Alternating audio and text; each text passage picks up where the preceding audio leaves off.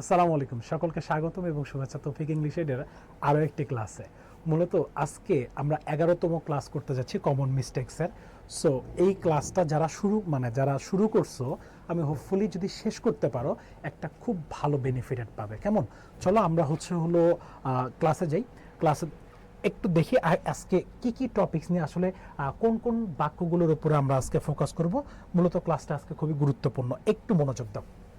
দেখো, প্রথমত এখানে বলা আছে যে I, you and we, I, you and we, ঠিক আছে, অ্যান্ড ইটিসি। যখন আমি এই ইটিসির ফুল স্টপটা বসাই ফেলছি না, তখন মনে হয় যে এই জায়গাটায় অলরেডি এই ফুল স্টপটা আসলে কার বলো তো?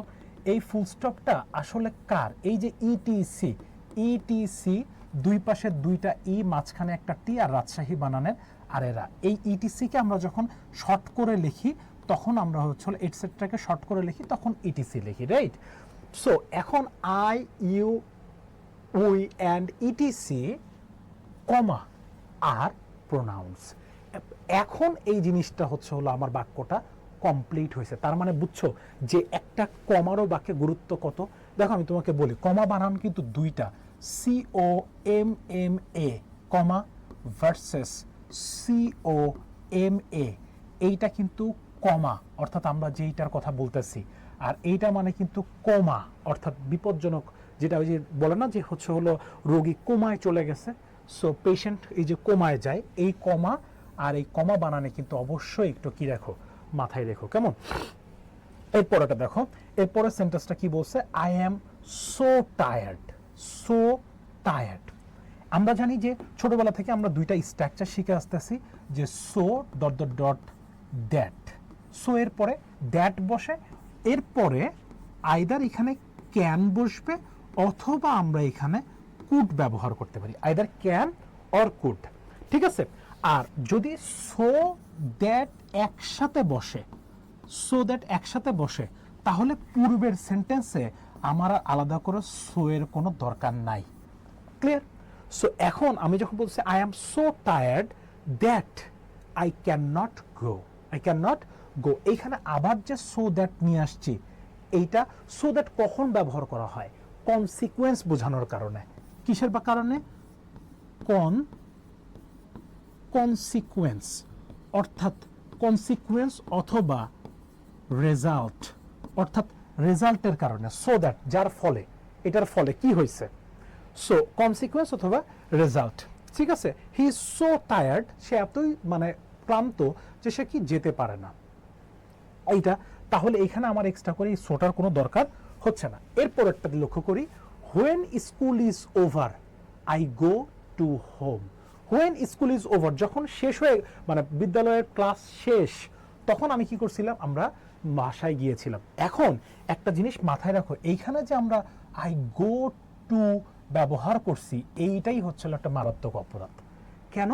কারণ কিছু কিছু জায়গায় যেমন হোম, তারপরে হেয়ার, হেয়ার, তারপরে দেয়ার, হোম, হেয়ার, দেয়ার, আপ স্টেয়ার্স, আপ স্টেয়ার্স, তারপরে down stairs, down stairs, up stairs, down stairs, ঠিক আছে? ইটিসি, এইগুলো বাক্যে মূলত কিসের কাজ করে? অ্যাডভার্বের কাজ করে থাকে, অ্যাডভার্বের কাজ করে, যার কারণে নতুন করে এগুলো অ্যাডভার্বের পূর্বে এগুলাকে কখনোই প্রিপজিশনাল টু ব্যবহার করা যায় না, ব্যবহার করা যায় না, ব্যবহার করা যায় না। সো এখানে টুটা যেটা ব্যবহার করছি, এইটাই আমাদের কি হয়েছে? ইরর, ঠিক আছে? সো এখানে টু ব্যবহার করতে পারবো না। এরপরে দেখো, এই মূলত I last night went to the cinema, went to the cinema. এখন বিষয় হইতেছে যে এই যে লাস্ট নাইট কথাটা বলা আছে, ভাইয়া এই লাস্ট নাইটটা অ্যাডভার্ব অফ টাইম। এইটা বাক্যে কি? বাক্যে হলো adverb of time, adverb of time. এই বাক্যে অ্যাডভার্ব অফ টাইম, এই অ্যাডভার্ব অফ টাইমটা আমাদেরকে সবসময় মাথায় রাখতে হয়, যে লাস্ট নাইট, লাস্ট মান্থ, এগুলো যখন আসে তখন এই শেষে বসানোটাই হচ্ছে হলো কি সেও। তার মানে I went to the cinema, কবে গেছিলাম? লাস্ট নাইট, গত রাত্রে। ঠিক আছে, এইখানে মূলত যেগুলো বসে থাকে এগুলা নেগেটিভ অ্যাডভার্বগুলো ব্যবহার করে থাকে। দুইটা অক্সিলারি ভার্ব, মানে অক্সিলারি ভার্ব এবং অ্যাডভার্ব এবং মেইন ভার্ব, মেইন ভার্ব। এইখানে যেমন আই উইল, এই যে will never, will never go, will never গো, এইটা কিন্তু আমার বাক্যে অক্সিলারি ভার্ব, নেভার অ্যাডভার্ব, গো হচ্ছে হলো মেইন ভার্ব। এই স্ট্রাকচারের ক্ষেত্রে হলে ঠিক আছে। এখন এর পরেরটার দিকে একটু লক্ষ্য করি, is the room enough large for you? রুমটা কি তোমার জন্য যথেষ্ট পরিমাণে বড়? এই জায়গায় একটা জিনিস সবচেয়ে মজার বিষয়, যে জিনিসটা অ্যাডমিশন সহ জবের প্রিপারেশন বলো অথবা আমাদের যে এসএসসি এইচএসসি যেই দৈনন্দিন জীবনে ইংরেজিতে বলো, এই এনাফের ব্যবহারটা খুবই গুরুত্বপূর্ণ। এনাফ কি, বাক্যে আমরা এনাফের ব্যবহারটা পড়ি যে এনাফ লার্জ, কি বলতেছি? Enough large. এই এনাফের একটা ব্যবহার যেটা, এটা একটু মাথায় রেখো যে এনাফের ক্ষেত্রে আমরা কি বলি, যে এনাফ, লেখো এনাফ, এনাফ মাথায় রাখবা। এনাফের পরে আমাদের মাথায় রাখতে হয় যখন এনাফ, এনাফ অ্যাডভার্ব হিসেবে কাজ করে, তখন আমাদেরকে এনাফের পরে আমাদেরকে কি ব্যবহার করতে হয়? অ্যাডজেটিভ ব্যবহার করতে হয়। কি ব্যবহার করতে হয়? এনাফের পরে আমাদেরকে অ্যাডজেটিভ ব্যবহার করতে হয়। যেমন আমরা বলতেছি গুড, গুড, সরি এইখানে একটু মিস্টেক হয়ে গেছে। এই যে যখন এনাফ ব্যবহার করব, এরপরে যদি নাউন থাকে, এনাফের পরে যদি এনাফের পরে অর্থাৎ যদি নাউন থাকে, নাউনের পূর্বে আমরা চাইলে সে জায়গায় কি ব্যবহার করতে পারবো? এনাফ ব্যবহার করতে পারবো। কিন্তু আমরা যখন অ্যাডজেটিভ ব্যবহার করব, তখন আমাদের কি করতে হবে? অ্যাডজেটিভের পরে আমাদেরকে হচ্ছে হলো এনাফটাকে ব্যবহার করতে হবে। যেমন এখন আমরা বলতে মানে বলতে পারি যে অনেক সময় he is good enough, good enough, তারপরে bad enough, good enough, bad enough, তারপরে kind enough, kind enough, good enough, bad enough, kind enough, তারপরে ব্রিলিয়েন্ট, ব্রিলিয়েন্ট এনাফ। হ্যাঁ, আবার এনাফের পরে যদি নাউন ব্যবহার করতে চাই তাহলে কি হতে? এনাফ ফুড, এনাফ মানি, ঠিক আছে, এনাফ রাইস, ইডিসি আরও অনেক কিছু ব্যবহার করা যায়। সো একটা মূল কথাটা হচ্ছে, যখন তুমি এনাফ ব্যবহার করবে, এনাফের পরে যদি নাউন, এনাফের পরে যদি তুমি নাউন দেখো তাইলে ঠিক আছে, কিন্তু তুমি যদি দেখো এনাফের পরে অ্যাডজেটিভ, তাইলে ডেফিনেটলি ভুল আছে। মাথায় রাখবে এনাফটাকে সবসময় অ্যাডজেটিভ আগে বসে, তারপরে এনাফ ব্যবহার করতে হয়। ঠিক আছে, এটা একটা রুলস। সো এইখানে আমার সঠিক সেন্টেন্সটা কি হবে? সঠিক সেন্টেন্সটা হবে এরকম যে is, is the room large enough, large enough for you? Clear? তারপর একটা দেখো, এইখানে আমি এই জিনিসটা আমি এর আগেও বলছি আগের ক্লাসগুলোতে, ইন্টারোগেটিভ সেন্টেন্স দেখা মাত্রই তোমার মাথায় একটা সূত্র আসতে হবে। সেটা কি? WH ওয়ার্ড তুমি তো দেখতে পাইছো, WH word plus auxiliary verb plus subject plus main verb, main verb plus এই জায়গায় আমাদের কি করতে হবে? Extension plus note of interrogation sign. দেখো তো এই সূত্র মোতাবেক হয়েছে কিনা? Why you are, why you were, তাইলে এই ওয়ার্ডটা আমার কোথায় আসবে? সাবজেক্টের পূর্বে, WH ওয়ার্ডের পরে। So why are were you absent last Friday. মাথায় রেখো, ওই লাস্ট ফ্রাইডে এই জিনিসগুলো কিন্তু সর্বদাই বাক্যের শেষে বসতেছে। কোথায় বসতেছে? বাক্যের শেষে। অ্যাডভার্ব অফ টাইম বলা হয়ে থাকে এগুলাকে। ক্লিয়ার? আচ্ছা, এরপরে কি বলছে দেখি। He asked me what game did I play. তুমি বাক্যে যখন একটা জিনিস মাথার মধ্যে আমাদের গেঁথে নিতে হবে, আমরা ডাব্লিউএইচ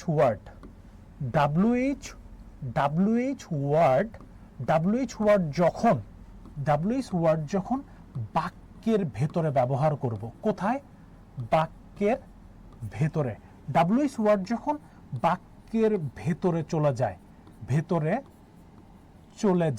ডাব্লিউএইচ ওয়ার্ড যখন বাক্যের ভেতরে চলে যায়, তখন সেটা দিয়ে আর প্রশ্ন করা যায় না, তখন সেটা দিয়ে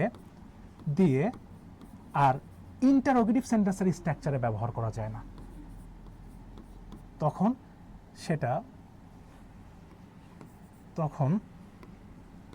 সেটা দিয়ে ইন্টারোগেটিভ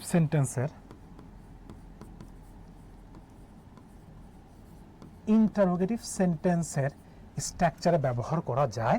ইন্টারোগেটিভ সেন্টেন্স এর স্ট্রাকচার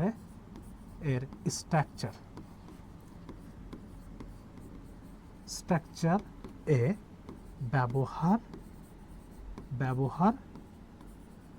করা যায় না। অর্থাৎ তখন বাক্যে আমার সবচেয়ে বড় যে ব্যাপারটা এইখানে, হোয়াট গেম আই, এই যে অতিরিক্ত যে ডিডটা আছে না, এই ডিডটাকে আমি আর ব্যবহার করতে পারবো না। কেন? কারণ অলরেডি এইখানের যে এই হোয়াটটা যেটা, এটা কিন্তু অলরেডি বাক্যের ভেতরে চলে গেছে। সো এই হোয়াটটা অর্থাৎ এখানে রিলেটিভ প্রোনাউন হিসাবে ব্যবহার করতেছি এখানে। হোয়াট গেমস অর্থাৎ রিলেটিভ অ্যাডজেটিভ, ঠিক আছে, রিলেটিভ অ্যাডজেটিভ। কারণ গেমস যেহেতু আমার নাউন, তাইলে হলো আমার হোয়াটটা ডেফিনেটলি এখানে কি হিসেবে কাজ করতেছে? অ্যাডজেটিভ হিসেবে কাজ করতেছে। So he asked me what games I, সঠিক উত্তরটা কি হবে? হোয়াট গেমস আই প্লেড, যেহেতু নেগেটিভ অর্থাৎ পাস্ট টেন্সে আছে। আচ্ছা, আই শোড টু হিম, ভাই শো এর পরে আর টু দরকার নাই। কি দরকার নাই? শো এর পরে আর টু দরকার নাই। আই শোড হিম, কি বলছে? I showed him some of my stamps, ঠিক আছে, স্ট্যাম্পস। এরপরে আমাদের আর কি শো এরপরে ডিরেক্ট হলো আমার অবজেক্ট। শো ভার্বের পরে ডিরেক্ট আমার কি গ্রহণ করে? অর্থাৎ অবজেক্ট গ্রহণ করে। কি গ্রহণ করে? অবজেক্ট গ্রহণ করে। কোন object? Indirect object.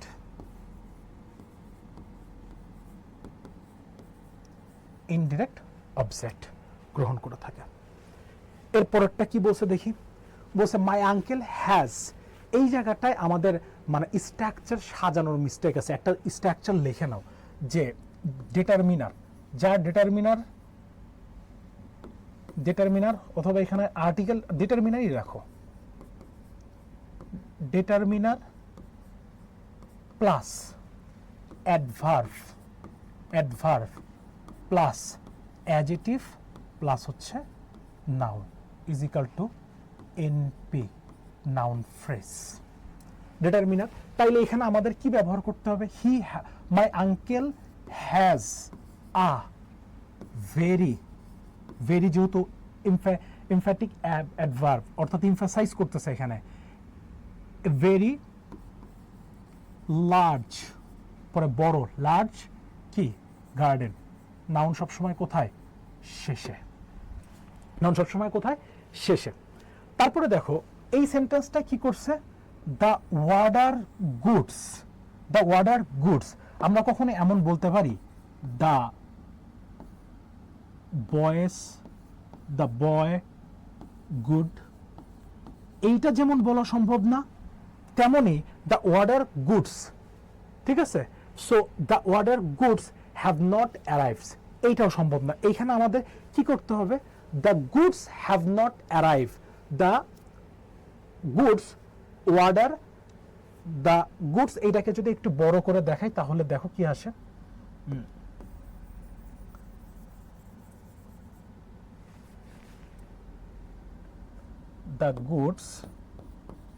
the goods which which